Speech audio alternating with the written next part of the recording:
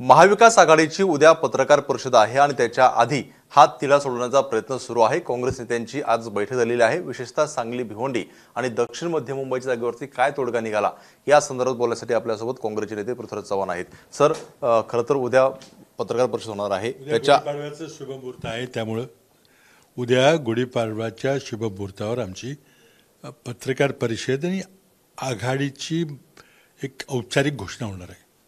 पण जो काही जागांचा तिढा आहे, सांगली आहे, भिवंडी आहे, याचं काय झालं? तिढा सुटल्याशिवाय पत्रकार परिषद झालीच नसती। आधीच तारीख ठरली होती, पण त्यावेळेला प्रलंबित होतं म्हणून झाली नव्हती। आता होती आहे, याचा अर्थ सगळे प्रश्न सुटले असतील किंवा आज संध्याकाळपर्यंत सुटतील। सांगलीचा प्रश्न सुटला, प्रश्नाचा निकाल लागेल, तर कसा सुटेल काय सुटेल तो उद्या ऐका तुम्ही काय होतं। कारण आज परत तुम्ही आणि बाळासाहेब थोरात, विश्वजित कदम यांची बैठक झालेली आहे। कुठेतरी सांगलीची जागा काँग्रेसला मिळू शकते अशा प्रकारचा विश्वास नेत्यांमध्ये पाहायला मिळतोय।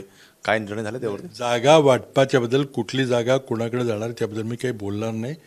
तो सर्वस्वी अधिकार जी आमची वाटाघाटी करणारी टीम आहे त्यांचा आहे, तो ते जाहीर उद्या करतील। आम्ही निवडणुकीच्या प्रचार यंत्रणेबद्दल मी आज बसलो होतो, आमची चर्चा चालली होती ती प्रचार कसा करायचा। माझ्याकडे प्रचार समितीचे काम आहे।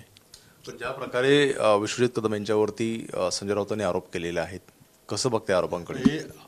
आरोप प्रत्यारोप हे जोपर्यंत अंतिम निर्णय होत नाही तोपर्यंत तिकीट मागायचा अधिकार प्रत्येकाला आहे। तिथं मतदारसंघामध्ये खूप तीव्र भावना आहे, ते आपण पाहिलेलं आहे आता। त्यामुळे ते त्या मतदारांच्या भावना व्यक्त करायचा प्रयत्न विश्वजित कदम की आम्ही सगळे करत होतो त्या ठिकाणी। मुंबईच्याही भावना तीव्र आहेत, पण एकदा काँग्रेस पक्षाच्या श्रेष्ठीने निकाल घेतला, तो आम्हाला आवडो अगर न आवडो तो मग मान्य करावा लागेल।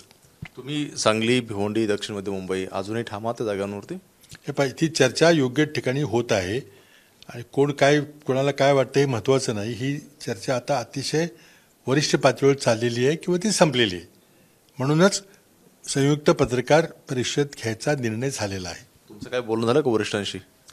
ठीक आहे, आता उद्याच्याला प्रेस कॉन्फरन्समध्ये जे काही ठरलंय ते कळेल आपल्याला। सर, पण अजूनही स्पष्टता नाही की ठाकरे गट असेल, काँग्रेस असेल, राष्ट्रवादी किती जागा लढते त्याचा फॉर्म्युला अजून समोर येत नाहीये। उद्या 11 वाजता आपल्याला हे सर्व समोर येईल स्पष्टपणे। तिन्ही पक्ष खुश असतील सगळ्याच्यावरती?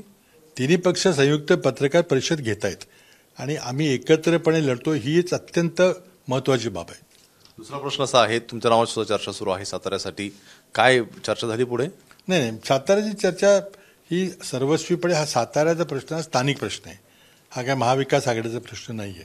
त्यामुळे साताऱ्याचा प्रश्न ज्या पक्षाकडे ती जागा आहे, राष्ट्रवादी काँग्रेस शरद पवार गट, ते त्याचा निर्णय घेतील। पण जर तुम्हाला त्यांनी जागा सोडली, तुम्ही इच्छुक आहात का लढायला? ते मी पूर्वी सांगितलेलं आहे की मी माझ्या पक्षावर जर संधी मिळाली तर नक्की लढेन, पण आम्हाला ही जागा जिंकायची। कुठेतरी वाटतंय की सगळ्या प्रक्रियेला उशीर होतोय, कारण आता प्रचार सुरू झालेला आहे आणि तुमचा अजून जागांची निश्चिती झालेली नाही?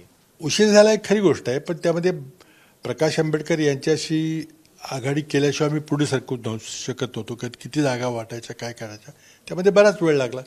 पण ठीक आहे, एक निवडणूक प्रक्रिया फार संथ गतीने चाललेली आहे, खूप अंतर आहे, त्यामुळे फार काही मला वाटतं काही वेळ झाला असं मला वाटत नाही। लोक ज्यांच्या जागा ठरलेल्या आहेत ते प्रचार करता येत असतात त्या ठिकाणी।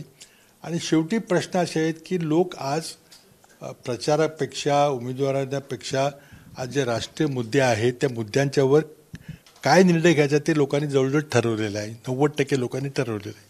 पण जो काही जागा वाटपाचा घोळ झाला किंवा सुरू आहे, याला कुठेतरी काँग्रेसच्या नेत्यांनी अशोक चव्हाणांना जबाबदार झाला असं म्हणतायत, कारण अशोक चव्हाण या प्रक्रियेमध्ये मुख्य होते। ते मी काही त्यावर बोलणार नाही, त्याची चर्चा चालू आहे, प्रेसमध्ये मीडियामध्ये चालू आहे, त्यामध्ये आणखी ती चर्चा वाढवण्यात काय अर्थ नाही। आता ताकदीनं उमेदवारी उद्या जाहीर झाल्या सगळ्या जागा आणि उमेदवार, कदाचित उमेदवार सर्व जाहीर होणार नाहीत, पण जागा वाटपा निश्चितच उद्या जाहीर होईल, कारण उमेदवाराची अजून शोधाशोध चाललेली आहे।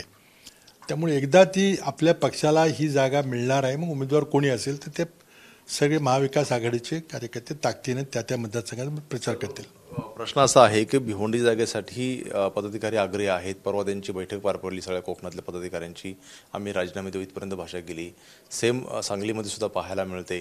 तर ह्या दोन्ही जागा जर मिळाल्या नाही तर हे कार्यकर्त्यांचं कसं तुम्ही थांबवणार आहात? हे पण असं आहे की तिकीट मागण्याचा अधिकार कार्यकर्त्यांना आहे, काही व्यक्तींना, उमेदवारांना आहे, तो त्यांनी बजावलेला आहे।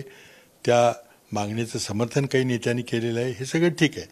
पण एकदा काँग्रेस श्रेष्ठींनी राहुल गांधींनी निर्णय घेतला, खडगे, राहुल गांधीजी, सोनिया गांधींनी निर्णय घेतला की तो अंतिम निर्णय असेल. काही दिवस वाईट वाटेल, पण मग आपल्याला पुढे जावं लागेल. पण कुठेतरी स्ट्रॅटेजी चुकली असं म्हणता येईल का या सगळ्या याला? ते असं नाही म्हणता येणार, कारण ते उलटसुलट बाजू सगळ्यांची आहे. शिवसेनेचं काय आर्ग्युमेंट होतं, आमचं काय आर्ग्युमेंट होतं. तर त्यामुळे आता हा विषय म्हणजे आमच्या दृष्टीनं उद्याच्याला संपेल. पाहतोय जागा वाटपांचा जो विषय आहे तो उद्या आमच्यासाठी संपेल आणि उद्या पत्रकार परिषदेमध्ये घोषणा होईल. त्यामुळे सांगली, भिवंडी आणि दक्षिण मध्य मुंबई यासाठी काय घोषणा होते हे पाहणं सुद्धा महत्त्वाचं राहील. कॅमेरामन रुपेशला सरजुने, एबीपी माझा, मुंबई. एबीपी माझा, उघडा डोळे बघा नीट.